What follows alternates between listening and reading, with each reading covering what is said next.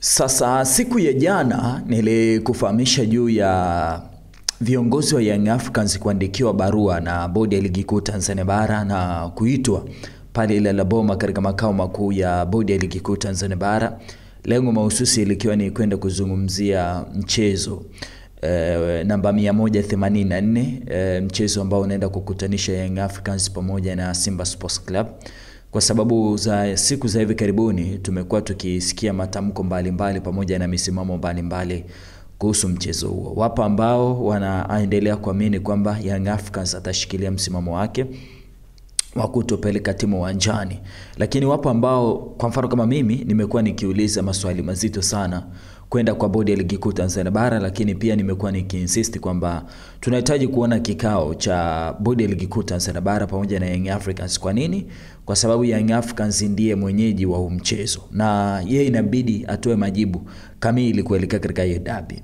Mpaka sasa tunavyozungumza nanyi hakuna aliyetaja kiingilio, lakini pia hatujajua uwanja upi ambao utakaotumika. Nimejaribu kupitia kanuni zote za ligi kuu Tanzania bara pamoja na maboresho yake. Hakuna sehemu yoyote ambayo nimeona kanuni inayoruhusu kikosi cha inayoruhusu bodi ya ligi kuu Tanzania bara kupanga uwanja utakaotumika katika mchezo husika pasipo kushirikiana na mwenyeji. Lakini pia sijaona sehemu yoyote ambayo bodi ya ligi kuu Tanzania bara ina mamlaka ya kutangaza viingilio pasi kumhusisha mwenyeji wa mchezo. So nikaja kugundua kwamba haya yote yatafanyika iwapo tu kutakuwa kuna ushirikiano wa pande zote mbili. So inawezekana ndicho ambacho kilichofanyika kati ya bodi ya ligi kuu Tanzania bara pamoja na kikosi cha Young Africans, kwamba waitane kwenye kikao kimoja and then wapate mazungumzo ya namna gani wanatoka kwenye eneo hili kwenda katika eneo kubwa zaidi la hii mechi kupigwa. By the way, karibu sana Kanyasi Digital, tuzungumze mambo kadha wa kadha yanaendelea katika uga wa michezo. Imani yangu inaniambia kwamba umeamka vizuri na unaendelea kwa vizuri. Imekuwa poa sana unapokutana nami. Kumbuka, kama huja subscribe channel yangu, make sure kwamba una subscribe ili wa kwanza kupata taarifa. Bonyeza hiyo subscribe, lakini pia bonyeza alama ya kengele ili wa kwanza kupata taarifa muhimu zote zitakapokuwa zinafika hapa, kwa sababu mimi na wewe kazi yetu tu ni moja. Wewe kazi yako ni kunisikiliza na mimi kazi yangu ni kuendelea kuzisaka taarifa popote pale zilipo, then nikikufikishia zinakuwa zimetimia. Hakuna kitu kizuri kama kufikisha taarifa ambayo kumsingi imetimia na ni presentable. Na slogan yangu siku zote mimi inaniambia kwamba tuzungumze michezo katika lugha nyepesi. Sasa jana nimekuambia niliona taarifa kwanza kupitia, nilipenyezewa na mtu wangu muhimu sana kutoka bodi ya ligi kuu Tanzania bara akiniambia kwamba hii leo kikosi cha Young Africans kimeitwa makao makuu ya bodi ya ligi kuu Tanzania bara. So nikaa napita kwa baadhi ya waandishi wa habari na wote nikaona wameandika hivyo, lakini pia nikaja kudhibitisha ukweli zaidi baada ya kuona hiyo habari inazidi kusambaa. Mfano, Jojob yeye aliandika breaking news, viongozi wa Yanga kukutana na bodi ya ligi kuu Tanzania bara. Hiki ndicho alichokiandika Jojob, kwamba viongozi wa Yanga wanaenda kukutana na bodi ya ligi kuu Tanzania bara. Nilichokipenda kati ya watu ambao wali like comment yake ni Privadinho. Na Privadinho kwenye kulike hiyo comment kwenye kulike hiyo posti akukanusha. Alisema siku ya leo tarehe 9 mwezi wa 6 mwaka 2025 sana asubuhi viongozi wa Yanga watakutana na viongozi wa bodi ya ligi kuu makao makuu ya bodi kujadili mustakabali wa mchezo namba 184 wa dabi ya Kariakoo. Baadhi ya viongozi wa Yanga wapo Dar es Salaam, lakini mkutano huo utafanyika no doubt. Baadaye nikaja kupata taarifa ya kwamba Young Africans wamedhibitisha kwenda kushiriki kwenye mkutano huu. Kwa wale ambao wananifuatilia, nimekuwa nikisema kwamba hakuna sababu Young Africans kukataa huu mwaliko wa kikosi cha mwaliko wa bodi ya ligi kuu Tanzania bara, kwa sababu ndio wenye mpira wao. Na kudhibitisha hilo kwamba Young Africans wataenda kushiriki katika mkutano huo, nimeona ripota Nasib Mkomo amesema uongozi wa Yanga umekubali wito wa bodi ya ligi kuu Tanzania bara baada ya kuwaita kujadili hatima ya dabi ya Kariakoo Juni 15.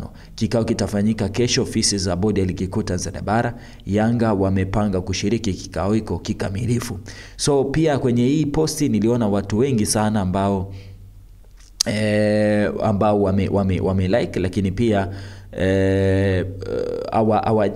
sijaona mtu ambaye anakanusha kwenye story. So kusema kwamba hii kitu inawezekana ikawa inatokea. Kwangu mimi huu mkutano ambao by the way nitakuwa nakupa update kadri ambavyo siku dakika zinavyozidi kwenda, lakini kwangu mimi huu mkutano utakuwa kwenye muktadha wa aina mbili.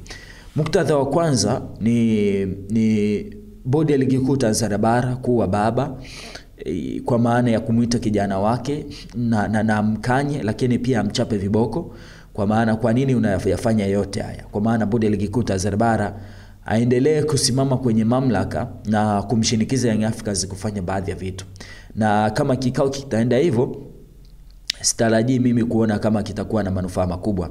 Inawezekana tukaendelea kuona sintofahamu zikiendelea kutokana na msimamo wa kikosi cha Young Africans.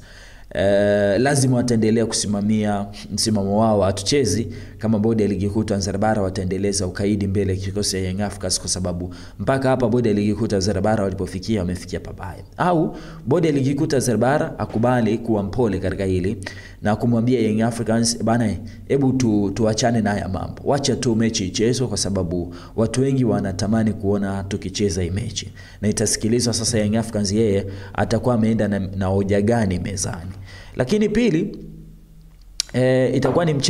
itakuwa ni issue ya kumuuliza Young Africans amefikia wapi kwenye maandalizi ya mchezo wa Juni 15, kwa sababu ninavyozungumza nanyi hii leo tarehe 9 ya mwezi wa 6 mwaka 2025 zimesalia siku 6 peke yake kabla ya kushuhudia huo mchezo. So lazima upate majibu ya haraka zaidi kwa ajili ya kuviambia vyombo vyote vinavyohusika, kwa maana ya wale wenye haki za matangazo, na kila mmoja aweze kujua kwamba je, dabi itachezwa ama haitochezwa. So kikao kinaweza kikawa kina sura mbili kwenye muktadha wa namna hiyo. Lakini kwangu mimi natamani kuona suluhu ikitokea. Na nilikuwa najaribu kuona baadhi ya watu wanasema kwamba bodi ya ligi kuu Tanzania bara wana power ya kuchagua uwanja wote utumike kwenye mchezo fulani. Lakini hawawezi kufanya hivi bila kushirikiana na watu. Lazima washirikiane na mtu. Ndio maana kanuni kanuni ya 4 utawala, kanuni ya 12 sura ya 4 utawala, kanuni ya 12 usimamizi wa ligi kuu inasema ligi kuu itasimamiwa na kuendeshwa na bodi ya ligi kuu Tanzania bara. Kwa mujibu wa kanuni hizi, bodi ya ligi kuu katika uendeshaji wa ligi kuu itawajibika kushirikiana na vyombo vingine vya TFF katika masuala katika mamlaka ya vyombo. Katika ile kanuni ya 6 inasema kamati ya uendeshaji na usimamizi itakutana katika hali ya kawaida. Ratiba ya vikao itakavyoratibiwa na secretariat ya bodi ya ligi kuu Tanzania bara kwa kushirikiana na mwenyekiti wa kamati. Aidha, kamati ya uendeshaji itakutana kwa lazima kwa dharura ndani ya masaa 72 wakati wowote itakapojitokeza jambo la dharura kushughulikiwa kwa haraka kuhusiana na uendeshaji.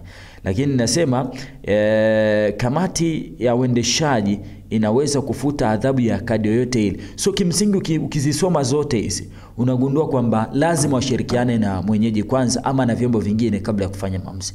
Macho yangu mimi yako pale Ilala Boma na nitahakikisha kwamba nakufahamisha kila kinachoendelea. Asante, bye bye.